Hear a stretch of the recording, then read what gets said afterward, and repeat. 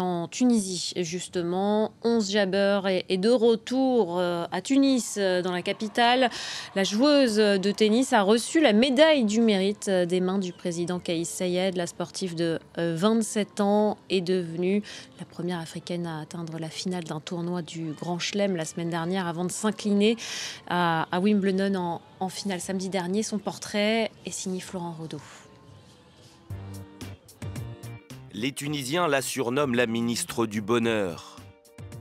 Le 7 juillet dernier, sur le court central de Wimbledon, 11 Jabeur bat l'Allemande Tatiana Maria en 3-7 et devient ainsi la première joueuse de tennis du continent africain, hommes et femmes confondus, à atteindre la finale d'un tournoi du Grand Chelem en simple. À 27 ans, elle veut servir d'exemple. Je suis fière d'être tunisienne et je sais qu'en Tunisie aujourd'hui, ça doit être la folie.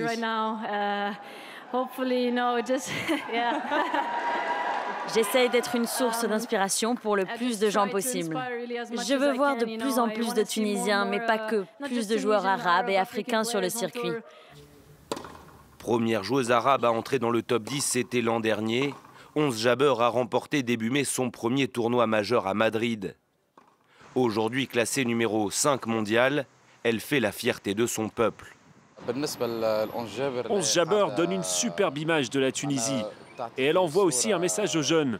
Lorsqu'on se fait confiance et qu'on se fixe un objectif dans la vie, on peut l'atteindre. Signe de sa nouvelle dimension, malgré sa défaite en finale sur le gazon londonien, elle a été reçue ce jeudi au palais présidentiel de Carthage, où Kais Saied lui a remis la grande médaille de l'ordre national du mérite. Ambassadrice mondiale numéro 1 du tennis africain, 11 Jabeur veut désormais écrire l'histoire et remporter son premier tournoi du Grand Chelem. Prochaine échéance, l'US Open, au mois de septembre. Et enfin,